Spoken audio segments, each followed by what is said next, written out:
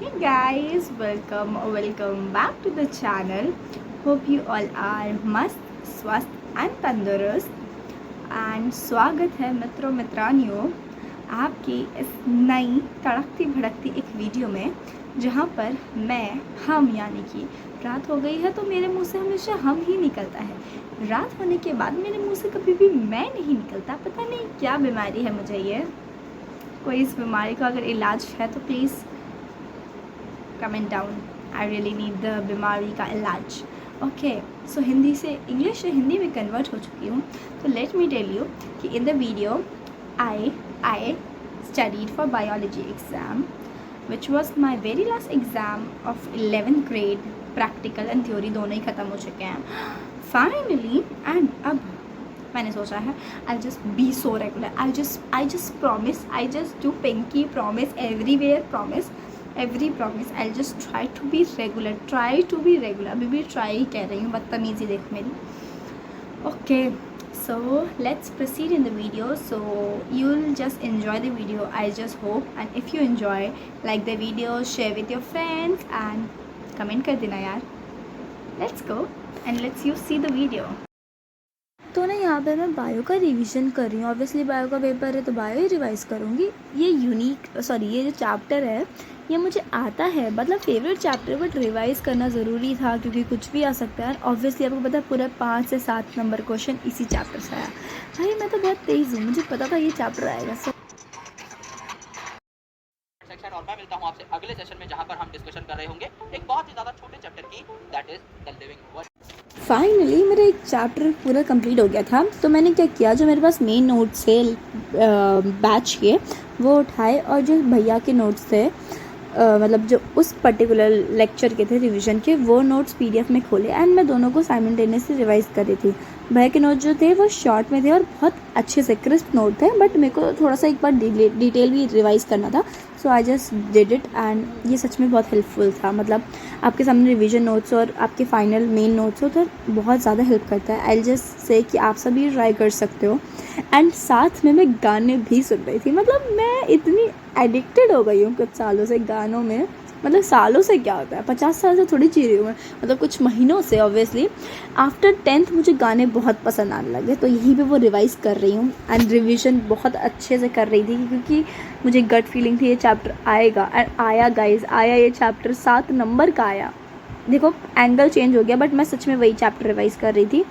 And ये chapter थोड़ा सा बड़ा था, मतलब बड़ा in the sense of concept. अगर कंसेप्ट क्लियर है तो ये चैप्टर भी बहुत क्लियर है। एंड या मैं यही चैप्टर रिवाइज़ कर रही थी।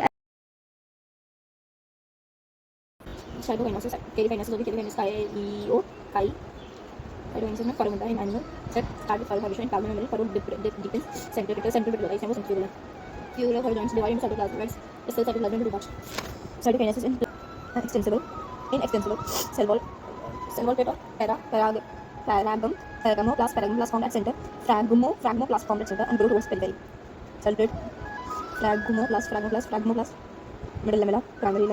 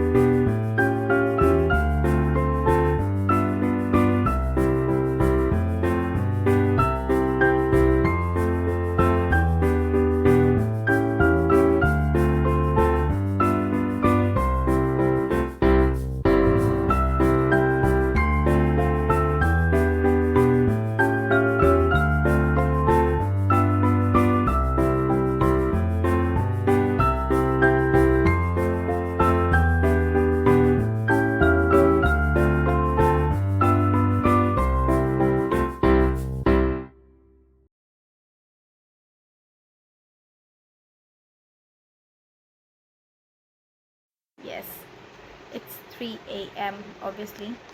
अब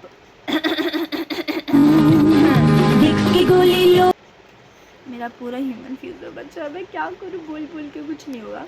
तो पहले मैं कुछ इंपॉर्टेंट चैप्टर्स का जल्दी फटाक से रिवीजन कर ले रही हूँ, और उसके रिवीजन में मुझे 4-6 घंटे लग रहे हैं एक चैप्टर के। पता नहीं कैसे क्या करूँगी, मैं क्या करूँगी। पेपर अगर थोड़ा बहुत भी हार्ड आ गया रहेगा इस, तो मेरा तो खेल ख़त्म है। लेट्स स्टडी, और क्या करेंगे। ये बो लगा के भी मैं क्यूटी पाई नहीं बन पा रही हूँ अभी, बिल्कुल क्यूटी पाई नहीं बनना है मेरे को भी। बिग ट्विस्ट इज़ मेरी ह्यूमन फिजियो पूरी बची है लिटरली, जिस पे मैं पूरे साल वो कर रही थी कि oh my God I have a kind of base in human physio, वही मेरा पूरा बचा हुआ है। अब मैं ये सोच रही हूँ कि पहले मैं जल्दी फटाक से ये कर लूँ। अभी 10 स्लाइड्स और बची हैं, total 50 slides are there as you can see, ठीक है। इसके बाद मैंने सोचा पहले मैं फटाफट 1-1.5 घंटे में पूरा ये प्लांट किंगडम, एनिमल किंगडम, फलाना ढिमकाना, सेल वेल वाला जल्दी से याद कर लूँ, रिवाइज़ कर लूँ मतलब। एंड देन वील स्टार्ट, जितना भी टाइम है मैं सारा बाकी के 6 जो चैप्टर्स हैं, 6 चैप्टर्स, उसमें से लोकोमोशन तो मेरे को आता है। बाकी सारे चैप्टर्स जैसे कि न्यूरल हो गया है, इसे मुझे एक बार पढ़ना है, और इसका सबसे ब्रेन वाला पार्ट वो अच्छे से आता है मेरे को, बस एक बार गो थ्रू करना है। केमिकल मेरे से होगा नहीं होगा पता नहीं, क्योंकि मैंने पूरे साल में लास्ट ही बार पढ़ा था यार। लास्ट बार पढ़ के मैं कैसे पेपर में लिख के आ जाऊँगी उसे।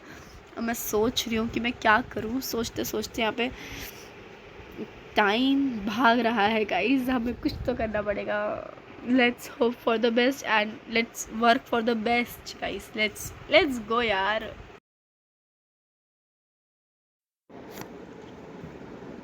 You are waiting for me, कि आप जानो मेरा रिव्यू या विक्स की गोली ले चुकी हूँ and then I am back.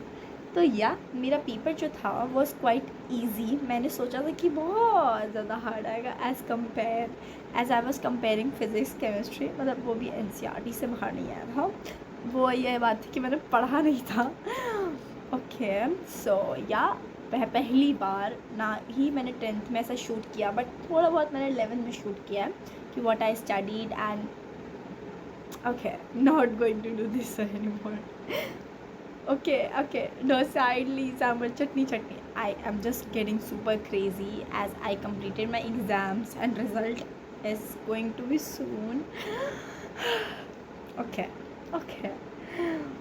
So yeah, my paper went pretty well. I thought कि hard आएगा but नहीं आया hard. It was very basic.